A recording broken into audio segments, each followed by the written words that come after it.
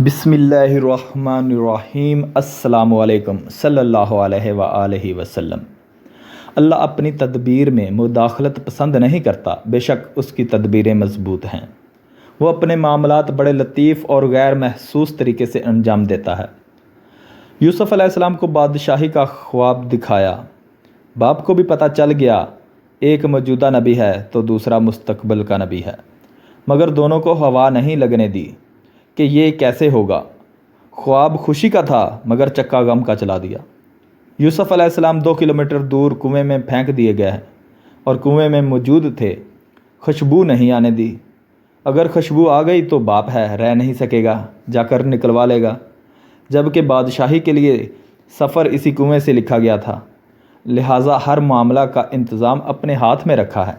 اگر یوسف علیہ السلام کے بھائیوں کو پتہ ہوتا کہ اس کنویں میں گرنا بادشاہ بننا ہے اور وہ یوسف کی مخالفت کر کے اصل میں اسے بادشاہ بنانے میں اللہ کی طرف سے استعمال ہو رہے ہیں، تو وہ ایک دوسرے کی منتیں کرتے کہ مجھے دھکا دے دو۔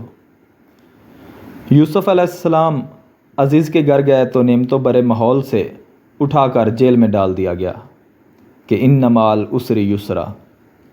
جیل کے ساتھیوں کی تعبیر بتائی تو بچ جانے والے سے کہا کہ میرے کیس کا ذکر کرنا بادشاہ کے دربار میں، مگر مناسب وقت تک یوسف علیہ السلام کو جیل میں رکھنے کی اسکیم کے تحت شیطان نے اسے بلا دیا۔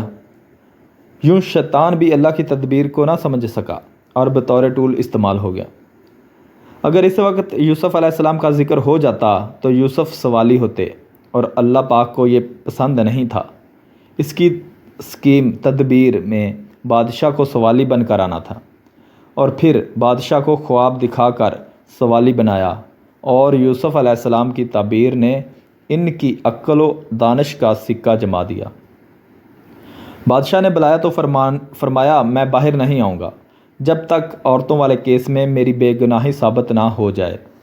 عورتیں بلوائی گئیں، سب نے یوسف کی پاک دامنی کی گواہی دے دی، اور مدعیہ عورت نے بھی جھوٹ کا اعتراف کر لیا۔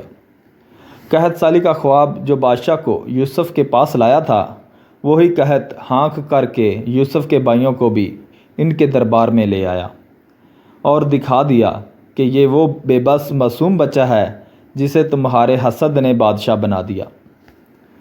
فرمایا اب یہ کرتا لے جاؤ، یہ وہ کھوئی ہوئی بنائی واپس لے آئے گا۔ اب یوسف نہیں، یوسف علیہ السلام کا کرتا مصر سے چلا ہے تو کنعان کے صحرا مہک اٹھے ہیں۔ یوسف چیخ پڑے ہیں، انی لا اجد ریح یوسف لولا ان تفندون۔ تم مجھے سٹھایا ہوا نہ کہو تو ایک بات کہوں، مجھے یوسف کی خوشبو آ رہی ہے۔ سبحان اللہ، سبحان اللہ۔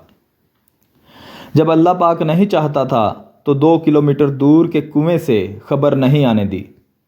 جب سوئچ آن کیا ہے تو مصر سے کنعان تک خوشبو سفر کر گئی ہے۔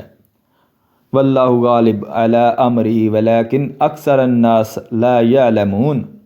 اللہ جو چاہتا ہے وہ کر کے ہی رہتا ہے، مگر لوگوں کی اکثریت یہ بات نہیں جانتی۔ یاد رکھیں، آپ کے عزیزوں کی چالیں اور حسد شاید آپ کے لیے، آپ کے بارے میں اللہ کی خیر کی اسکیم کو ہی کامیاب بنانے کی اللہ رب العزت کی کوئی تدبیر ہو، اور انہیں کرنے دیں جو وہ کرتے ہیں، بس آپ اللہ تعالیٰ سے خیر مانگے۔ ویڈیو اچھی لگے تو لائک لازمی کریں۔ اللہ حافظ۔